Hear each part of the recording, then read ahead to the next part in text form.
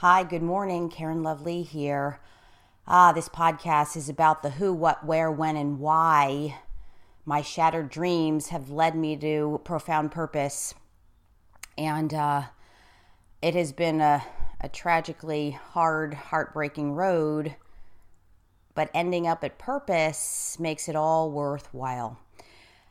All right, so I've had several shattered dreams turn into purpose. However, this one's about dancing. This is about why I volunteer my time to teach hip hop and dance to hardcore recovering drug addicts, all women at this point. It's an all women facility about the ages of 18 to 24 at theteenproject.com. The mission of this particular nonprofit organization is to help empower women off the streets who have been aged out of foster care, have nowhere to turn. Their backgrounds are domestic violence, sex abuse, human trafficking, rape, you name it, prostitution. There's also non-violent felons that come in voluntarily. So this is a thing where it's volunteer. It's a volunteer walk in the facility because these women are courageous and ready to stop the madness and insanity of addiction. And then we're talking the drug addiction. So they're not just light drug addicts. They're heavy duty, shooting up meth in their thighs while pregnant. We're talking heroin. Whew. The thing also is I have seen the women come and go. And at first it was heartbreaking to see them walk out. And then on the flip side, cut to over 2 years later, and I get to see a lot of them come back, which is probably the most fulfilling, gratifying thing ever, because that's what it takes. It takes breaking down over and over again to break through, to break down, to break through.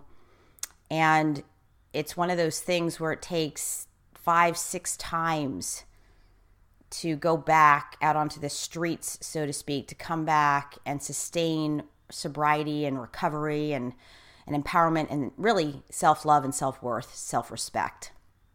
So it has been a long road for me, but in terms of dancing, the shattered dream had been since childhood. There are only two things that I loved, horses and dancing. And I did ride horses from 7 to 12 and trained in hunt seat, hunter jumper. So I was a jumper. However, I couldn't sustain that because I didn't have the self-esteem, the mindset. I had the heart, but I didn't have the self-confidence and self-esteem to make it through the failures. So, but at the same time, there was this part of me that always wanted to be a dancer. I was always enthralled. I could watch dancers on TV and copy their moves, but it was repressed. It was buried. And I chose horses, and then the dance thing was there, but it was very subtle, ironically, because the dance is part of my soul and my spirit and who I am within myself, where horses are a great passion and love, but that's outside of me.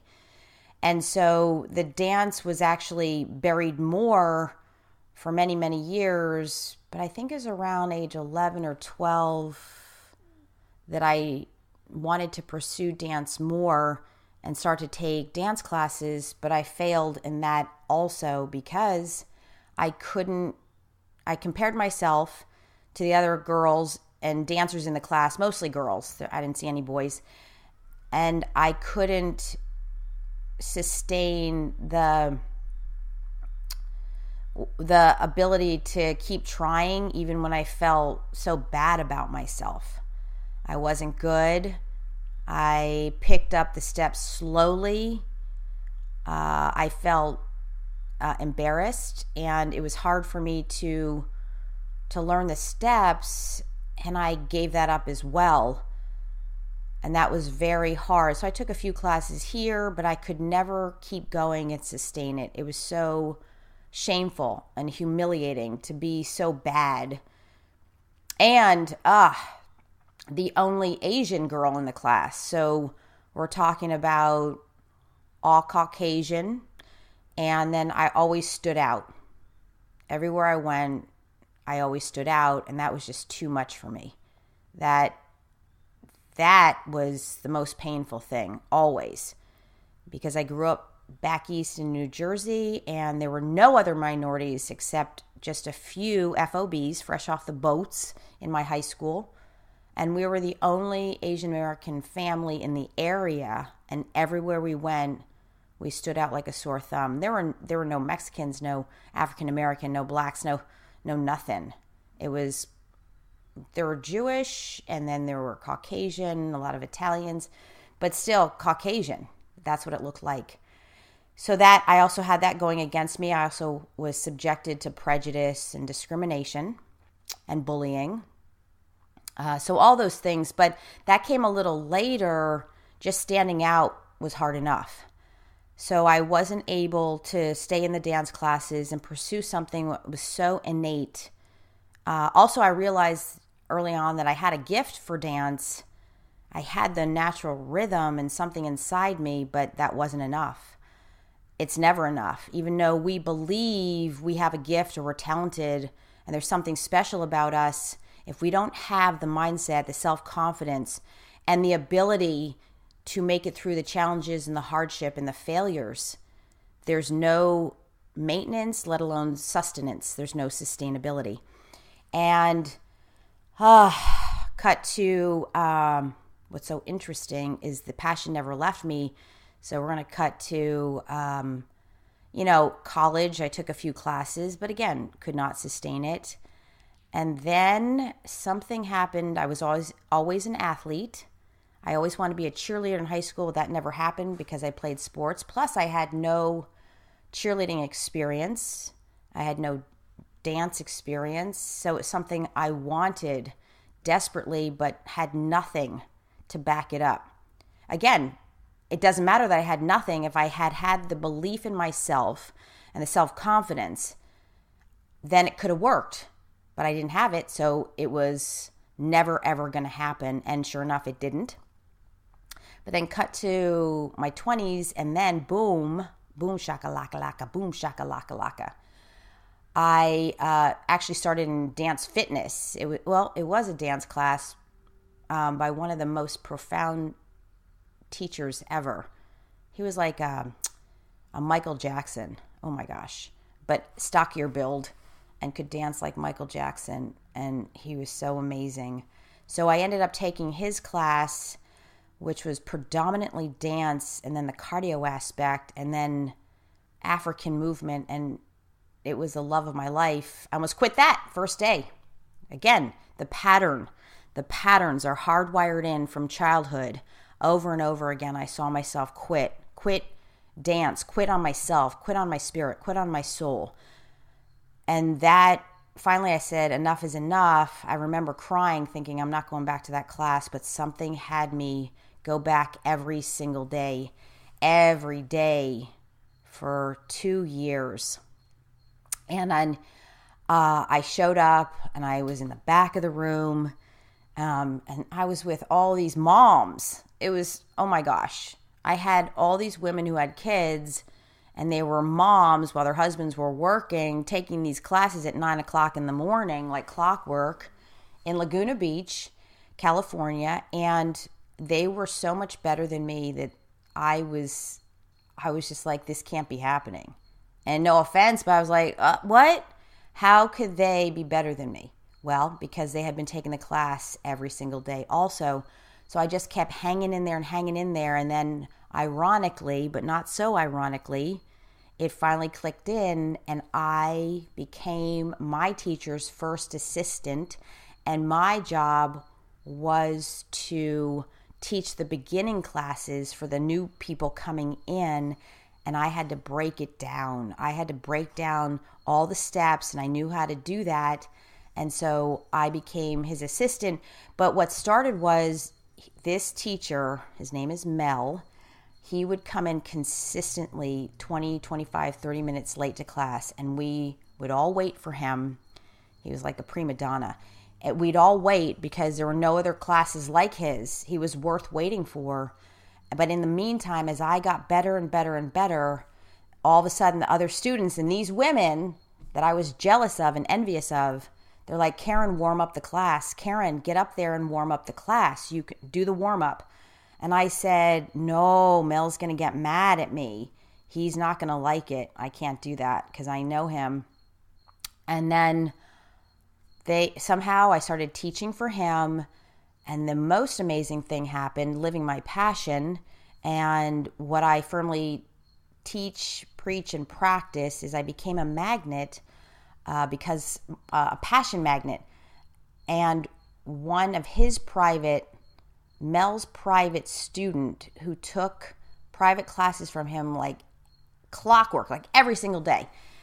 Her name is Harriet. She would take classes, but then she started to ask me to teach her privately, and then boom, that started my teaching career. But I started as a private teacher, and the rest is history. Now, it is history and it's not history. So I had the ability to sustain my passion for myself and my soul. And in that came money, came a career, came a job. And I got paid. And she paid me a lot of money to teach her privately. And I didn't even advertise. I didn't ask. She just said, I'd like to pay you to teach me. And I said, okay. And boom. That was amazing, but that historically has been the case as well for me. So that's one of the perks of just following your heart and your passion and the things that you love. Now, I have to say that I believe every human being's passion does start in childhood. Whether we are conscious of it or not, or whether we want to admit it or not, that's where it stems from. And I don't believe it ever leaves. We will suppress it, oppress it, and ignore it. We'll talk about it. We'll say, I used to do this. I love this when I was a kid. And yet, as we get older, we just stop doing it. And then I say to myself, wait, which is exactly what I did. I taught. Then I had a dream to become a professional dancer. And I auditioned in LA from Laguna Beach. And I got my first pilot. And I couldn't sustain that because I chose my boyfriend over that career move, and that was a disaster. That was another whole long disaster. And live and learn, but I use it as an excuse not to pursue my passion, my dreams. And so there it went out the window once again. So things were looking good. This I know, again, every human being can relate to it at some level, some point. Every time I'd get to the top of the mountain, 3 feet from gold, I would get almost to the top and I'd stop and turn back and I wouldn't make it and I'd justify it and I made excuses and I never got to the top. And so there it was again, and yet the dance never left. And then it was a whole traumatic drama of me choosing to leave the boyfriend and Orange County and come to LA to pursue my dream, which I eventually did, which was very hard to do. And then I came and started teaching. And then I was teaching classes, all sorts of fitness classes, but my love was dance. Whew. And then I ended up working at Gold's Gym Venice, the mecca of bodybuilding, in the aerobics department, teaching the fitness classes. But again, it was then that I really amped up teaching hip hop and dance classes. Even though I was teaching all the other fitness classes, I became professional as a dancer finally. And I absolutely loved it. And it was like the most profound thing ever that I finally made it to professional. And then boom, I remember becoming professional, but I couldn't sustain the audition process and the objectivity of whether or not they were looking for female dancers, Asian dancers, Caucasian dancers, black dancers. Were they looking for tall, short, stocky, medium build, fit, not fit, dancer body, fitness body, athletic body? I had more of an athletic body. I still have an athletic body. And all of those things fed into whether you get the gig or not, whether you're chosen or not, and whether your abilities are there or not. Then that sometimes doesn't even matter because they're looking for a look, a type. And you'll hear that all day long in show business, and it's a thing. It's truly a thing, but it doesn't matter if it's a thing. In retrospect, the thing about me was I quit. I didn't hang in there. I stopped myself. I was blocked out of fear. I was so grossly insecure, and I couldn't keep up with it. And then I let that dream die once again. And I remember thinking to myself, okay, I guess it's time for me not to dance anymore in my conscious mind, but that was because I had given up at some level. And that wasn't the truth. That wasn't my inner truth. And then the coup d'etat. So I would take a few classes. I'd take all sorts of different classes and keep dancing. And then the big fiasco. My sister dies. Finally, killing herself from slow suicide. Drugs, alcohol, eating disorders to cover up the pain of sexual abuse and incest. And boom, she's dead. All along, though, I knew what was happening. I tried to help her. I tried to knock some sense into her. I did everything I could, but not in a powerful way, in a forceful, controlling, belligerent way, because I had no skills and ability or training to have her see that there's a choice, that she had the possibility of not killing herself and recovering from all of her addictions, her hardcore drug addictions. And no accident that this is why I volunteer my time at a facility where they're dealing with the same addictions. That is by design. That is not an accident. And that's part of my purpose. However, I didn't know that. So my sister dies in 2006. And along with that, just within days of her dying, I died inside. And of course, that meant I quit everything. I quit myself. I quit my life. I quit everything. I was in real estate at the time. I quit that. I just quit. And I did not want to live anymore. For what? Why? To just have one tragedy after another and have no power to change that, to shift it, to transform it? No, thank you. And that is not the first time that I thought I'm out. However, staying focused on this dance thing, of course, that would be 10 years, 10 freaking years that I quit dancing. Well, maybe 8 to 10 in time every now and then. I definitely quit for 2, 3, 4 years. And then I would take a class here or do a fitness thing or something. But for the most part, I wasn't dancing at all. As a matter of fact, yeah. And then I stopped altogether. So it was more like 8 years, but that's still a freaking long time to quit your passion. To quit something that's innately in you and a gift, that's ridiculous. And yet people do it all the time, and I hear about it. I hear them say, I wish I could dance. I love to dance. I danced when I was a kid. I took classes. Are you dancing now? No, I'm not dancing. Why? Oh, I can't now. I have a bad knee. I'm working. My kids. Excuse, excuse, excuse, excuse. And this is the common theme. And yet I was one of those people. I mean, unbelievable to think that here I had something that is my breath. It is my life inside of me. It's like my life force. And I'm like, no thanks, I'm done. I'm not going to do that anymore, because it made complete sense.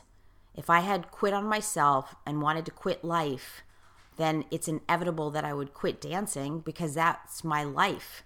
That is my soul and my spirit. That is my life. So again, inevitable, automatic. I didn't even have to think about it. It was just part of the big blanket plan to quit on myself.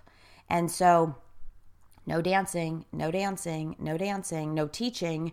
Then I started to slowly take different classes here and there. And what's interesting is as soon as I got back into the rhythm, because it's always a slow start when you stop and then go back. But as soon as I got right back into the rhythm, I'd show up as a student in the class, but I was often asked if I was the teacher. Oh, are you the teacher? Oh, are you the teacher?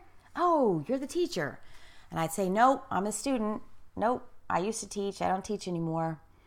And then I thought, oh, okay, I could teach again. And I did enjoy teaching.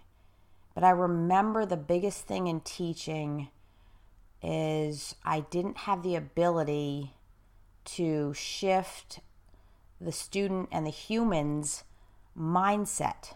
I didn't have the ability to help them overcome their fears and inhibitions, especially in dance. There's a lot of body isolations, with the rib cage and the chest and the sternum and the hips. Oh my God.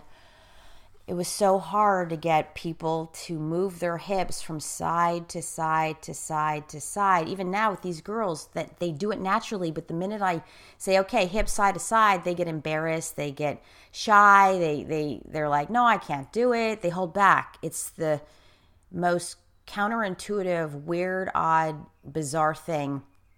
And it's because it's tied to the body is the unconscious, and it's tied to all the shame that goes along with the perceptions that are associated with that body part. Another podcast. But it's deep stuff. And it was so frustrating to try to get people to move their hips from side to side that I thought, I don't really want to teach because it's just not fun anymore. But now that I have the ability as a invisible, unconscious fear expert, to get rid of that fear that we have no idea is there, that we can't see it. It is utterly, diabolically invisible. That is my mastery. That is my expertise. And that is because I had to deal with it first within myself.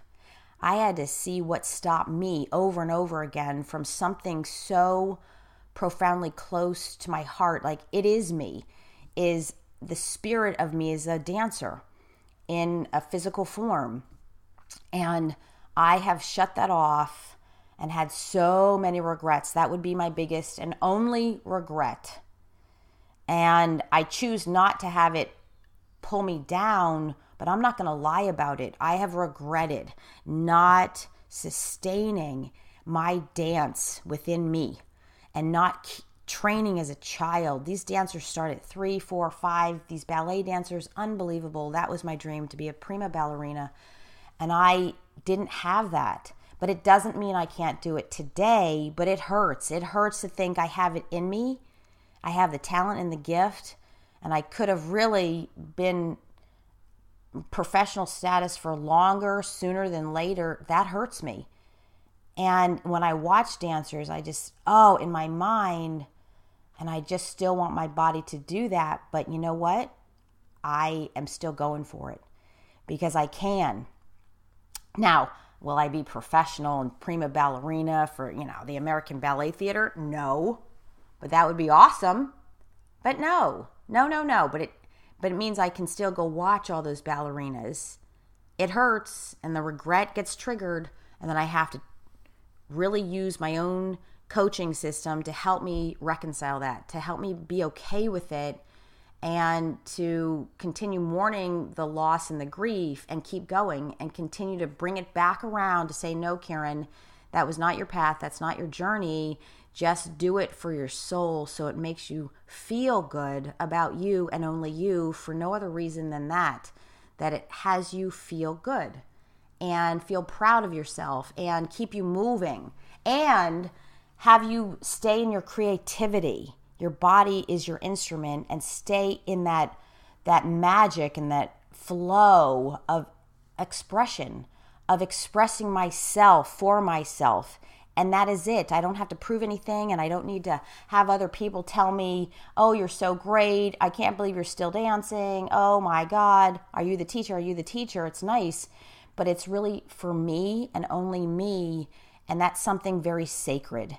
That is something that I can keep with me, take with me, and have it be a part of me so that I know who I am, and it's part of my sense of self for myself.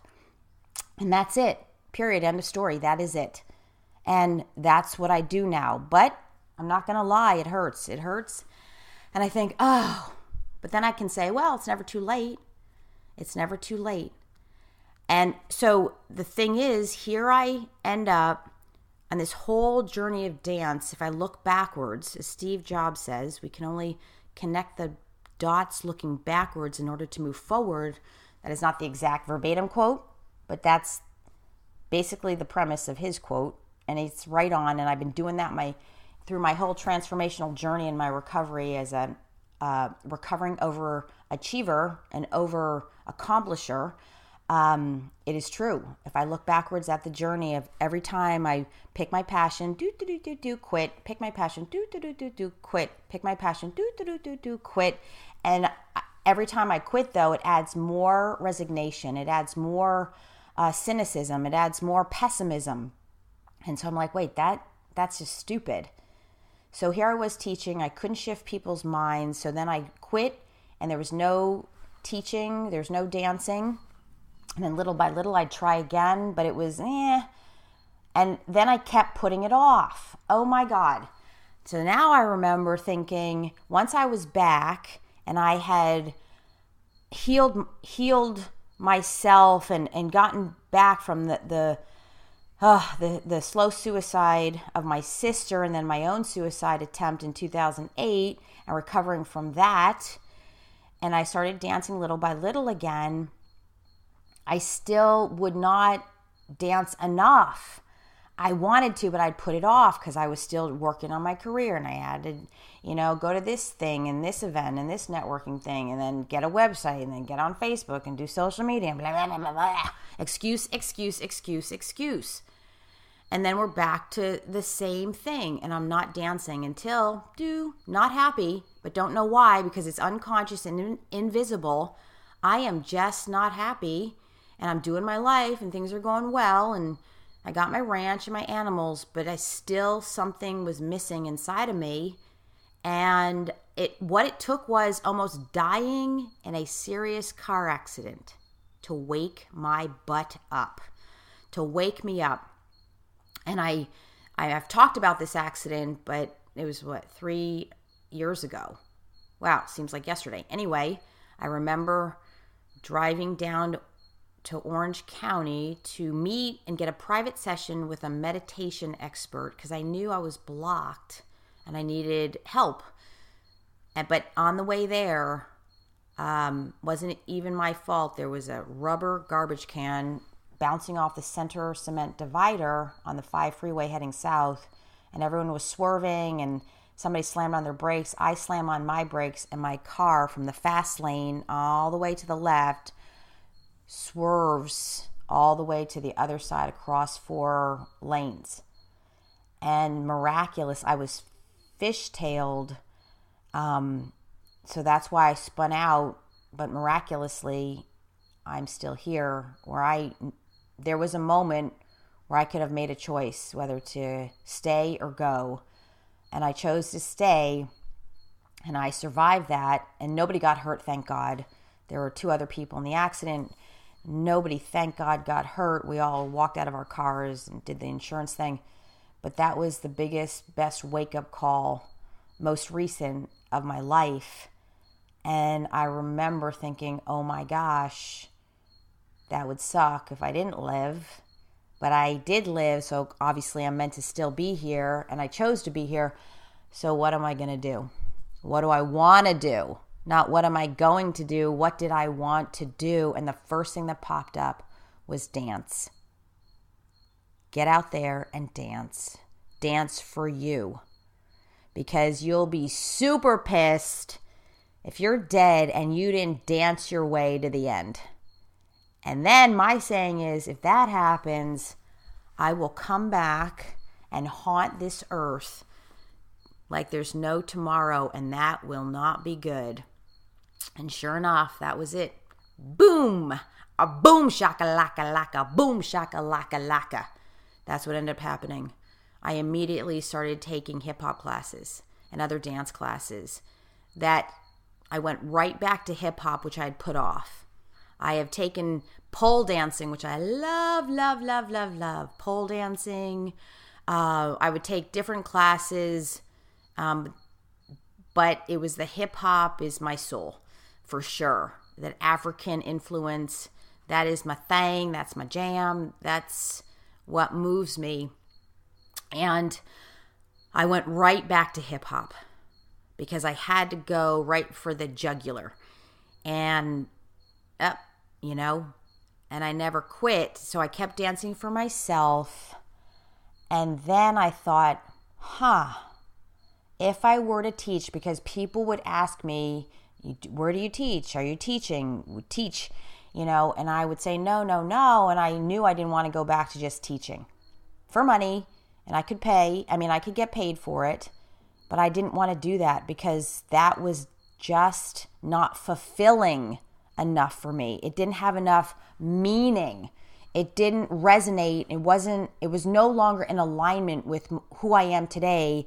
And it wasn't in alignment with my connection and profound relationship to purpose and being of service and contribution and giving back. So I said no, but I didn't know for a while. And again, through the process, through the self-reflection, through thinking about it, meditating on it, journaling about it, talking about it, I said, what is it that I want to do? And if I do teach, then what does that look like? And I thought, oh my gosh, I can go teach these women where I was volunteering before, not teaching, just kind of empowering them and talking with them. But that didn't last long. That didn't work out. I said, I want to go back and teach them hip hop and dance and empower them through dance. And so not only would I get to dance for myself, I'd get to teach, but I'd get to fulfill upon a purpose and inspire and motivate and empower these women that come from such travesty and trauma. Trauma's the word. And there it is. Boom. Boom shakalaka-laka. That is my thing. I then went back to fulfill upon a purpose and to keep dancing for myself and teach. So it's so interesting. I will stop doing things to think I have to work on my career, and now I'm working on my own app, which is very exciting. But I will often say, no, I don't have time to dance for myself or take classes as a student. I'll just teach. And that's what I was doing. Again, I first started teaching and volunteering for 2 years, but then again, it was missing. It was missing. Something else was missing. And what was missing was I was teaching, but I still wasn't the student. You must be a student first. We are all students first and teachers second. We are learners first, students first, before we are masters and gurus. I don't care what anyone says. That is exactly what was missing. Is I wasn't the student being taught and learning new things in dance.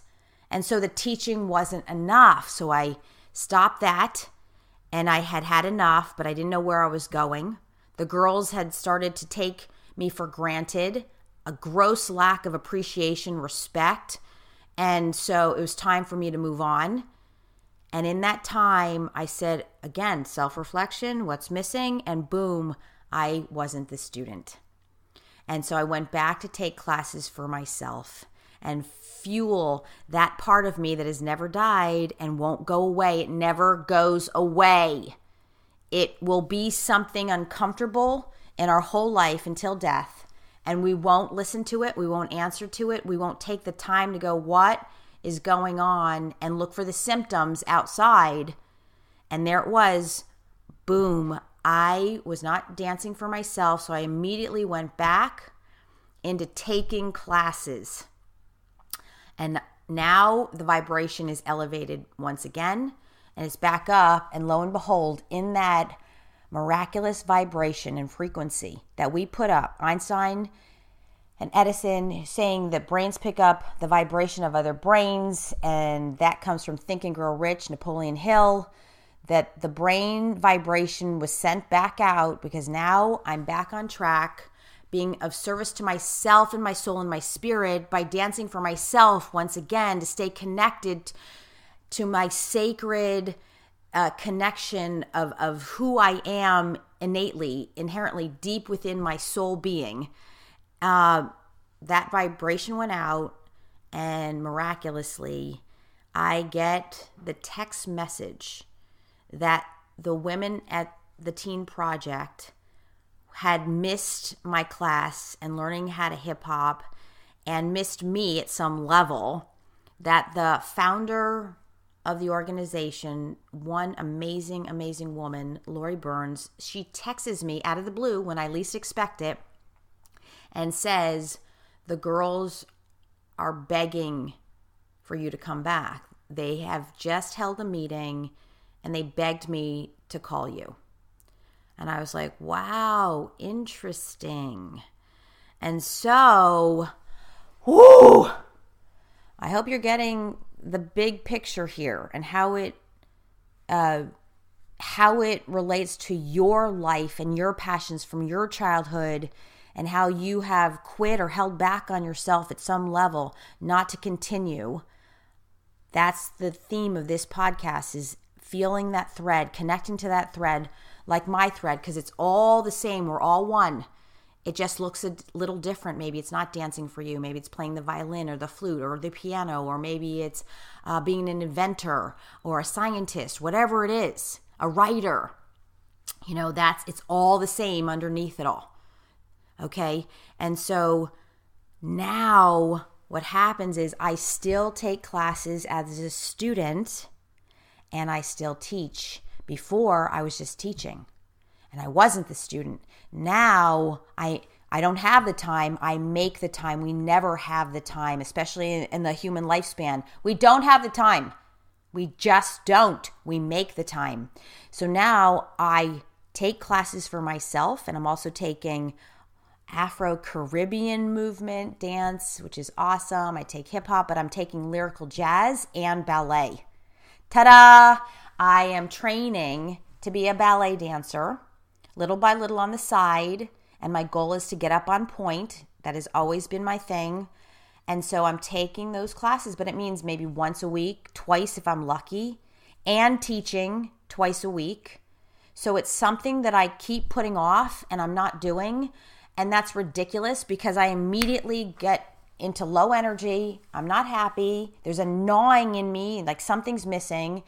And the gauge is I don't feel this deep, profound sense of connection to myself, and I'm not in my creative fullest self-expression through dance.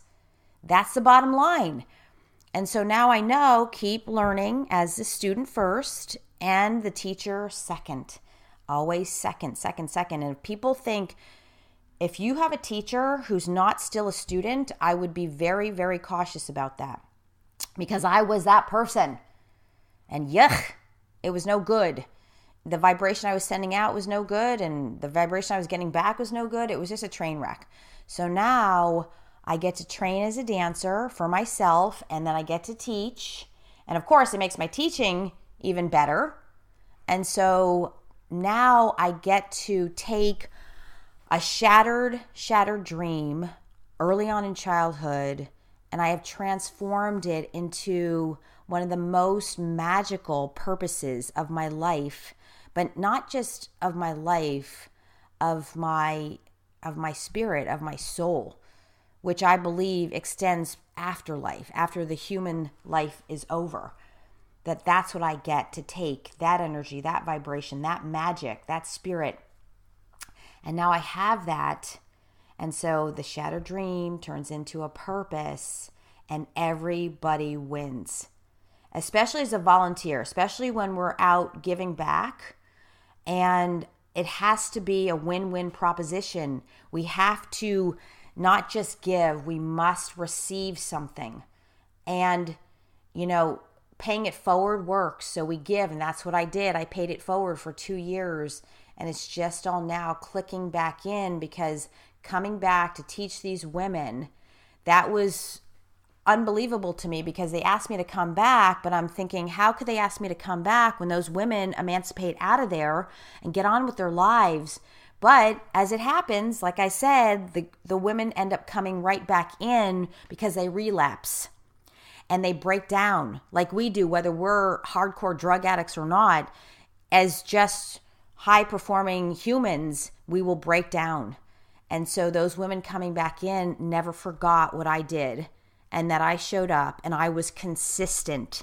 That's the thing, consistency, that I kept showing up no matter what. With all of their attitudes and all their bitterness and their pain, I kept showing up and overriding it. And then that has paid off big time, because they never forgot that. And when they came back in, they were saying, "Where's Karen? Why isn't she here? She's not here anymore. Why? We want her back." And that's how I ended up coming back. But the thing is, I can't express enough how profoundly transformed it has become, because more women are dancing in the class now. There's a higher level of appreciation and respect, and they don't have this take it for granted attitude. So that's what has shifted. That's the paradigm that has shifted. That's the magic here. Because they can take dance anywhere. Once they get out, they can go to YouTube and take dance. You can just learn anything from Google and YouTube and blah, blah, blah. But it's a whole spirit. It's the spirit vibration. It's the live vibration that means more and has more impact and influence, is the beingness behind it. That the love that I have for dance and for myself comes first. I don't care what anyone says. That comes first. I come first. My inner child comes first. That baby girl within me comes first, because she was so broken and so self-hating and so unworthy. That little baby within me comes first. Then I come first as an adult. I come first in my beingness, not from an egotistical, arrogant way, but in a way that serves me to be the best I can be, to then emit and radiate that energy, that vibration, that brilliance out into the world, be that brilliant light out into the world. And that's what attracts the other light. And I know that if you're listening to that, you are that person. You have a brilliant light, a brilliant gift, a talent within you that ultimately, I'm getting chills. We want to see it. We want to hear from you. We want to read what you have to write. It's in you, but it doesn't matter that we want it from you. Just saying that we would benefit secondarily, but you'll benefit first by just doing it for yourself, having full self-expression and living in your highest, best creative form. And putting that out any which way it is, whether you're talking about it and as a speaker, presenter, or you're on YouTube or doing that, or Facebook Lives, or you're writing about it, you're writing a book, or you're blogging, whatever it is, or you're painting, you're creating, you're drawing, you're putting your artwork out there, or you're doing your inventions, you're an inventor, or you're a scientist or a physicist, or whatever you're doing. It has to be done for you, and your gift is there. And even if you don't think you have a gift, you do. Even if you go, I don't have a gift, that means you do have a gift, because you're even questioning it. You're the student. Be the student.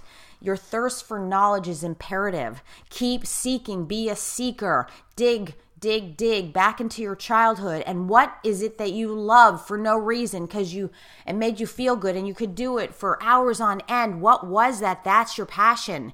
And doing it for yourself, even on the side, along with whatever job, career you have, the way that you make money to pay your bills and your rent or your mortgage, and then do that on the side. But eventually, I will tell you, I can attest to it because I've done it over and over and over again, you can become a paid purpose magnet, You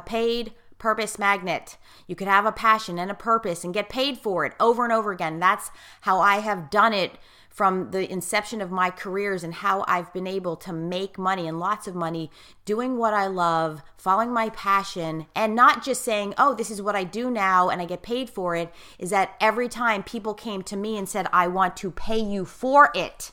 Ta-da, that's what we're talking about. That's how I roll, especially to this day. You know what? If it's meant to be and I follow my passion, I'm going to get paid for it. And they're going to offer. I don't even have to ask. Eventually I can ask here and there, but they're going to offer. And I will graciously accept. I will receive it, because money is spiritual.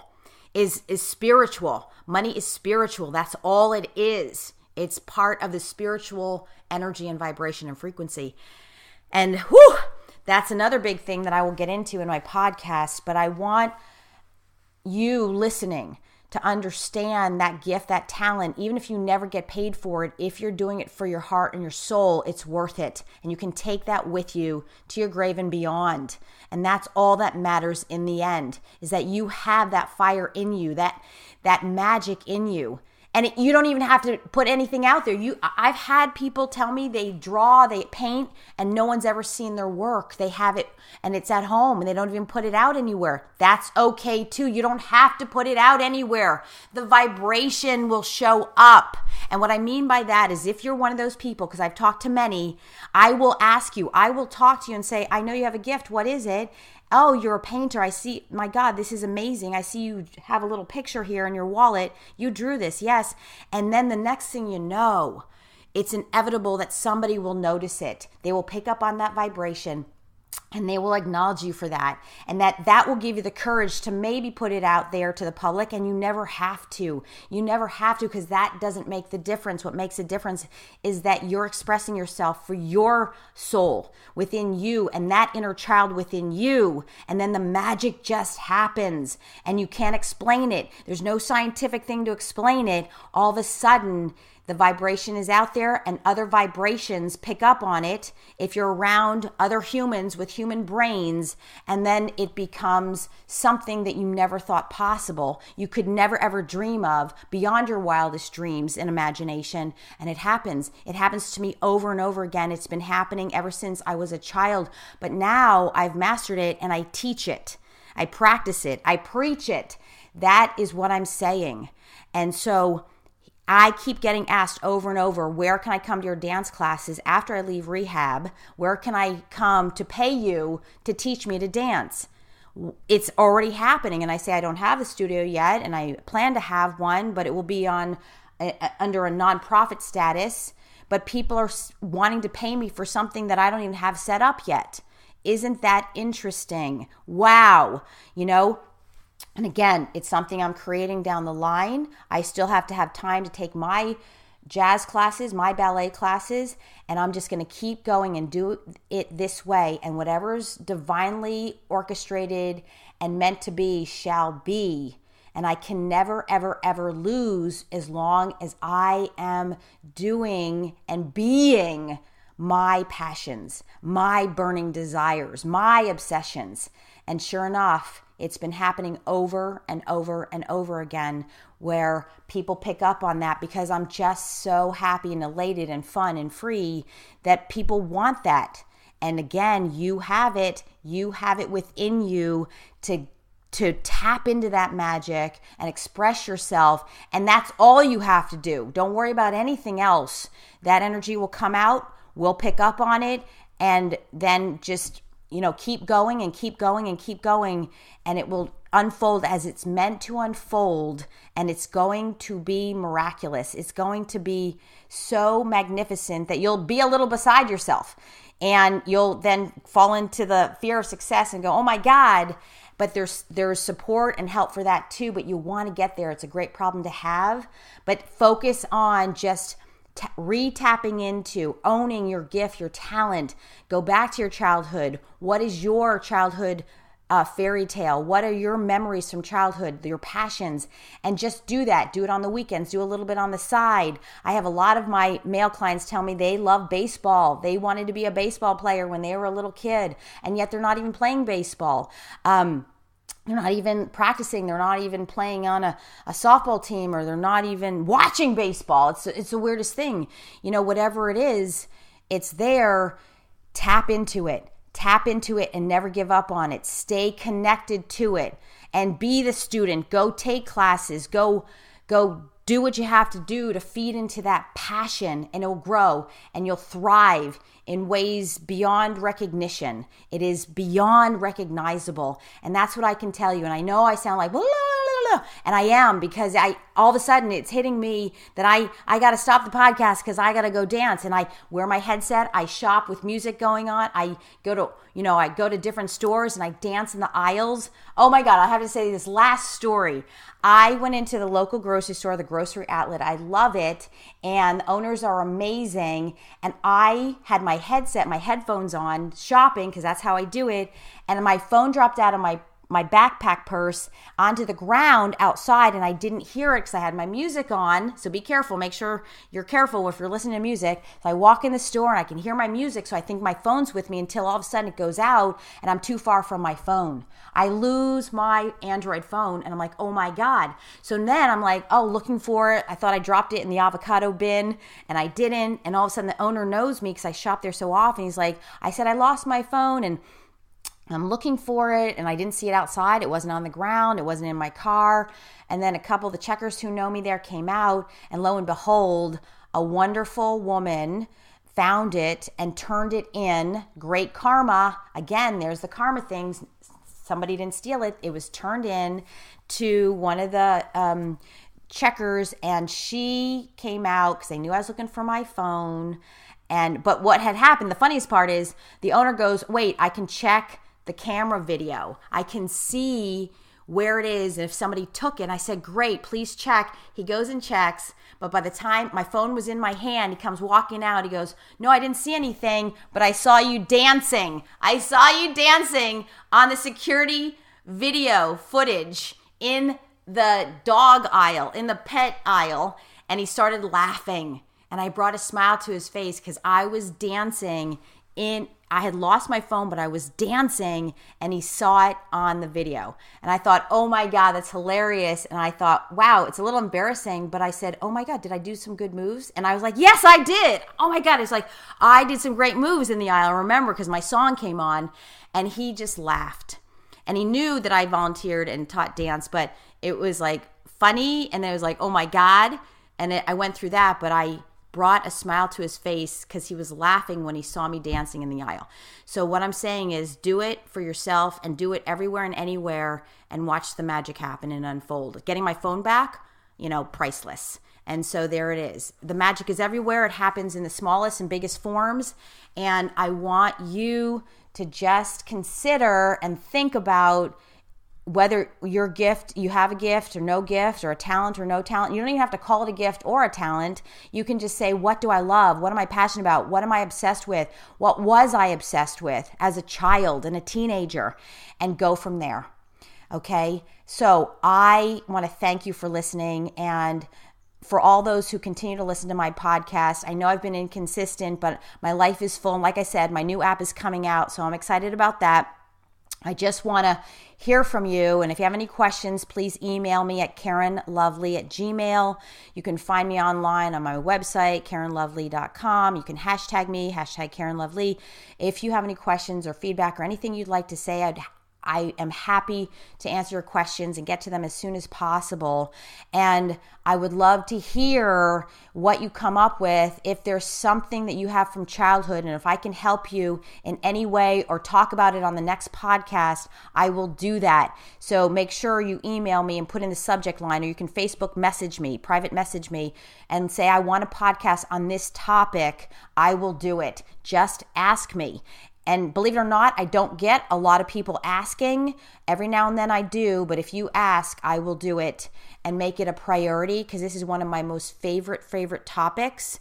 And I am going to be offering on my app the step-by-step audio series to help you become a magnetic dream force magnet and a passion magnet, a magnet for your dreams based on the principles of magnetization based on my life and how I was able to do it. So stay tuned for that. And I promise you it's coming out because I'm not giving up on the app. It's been a long time coming. And I just saw the first draft and it's pretty exciting. And I just thank you. Love you so much for listening. And here's to you creating passionate, obsessive, burning desire magic in your life forever and always. Thank you so much.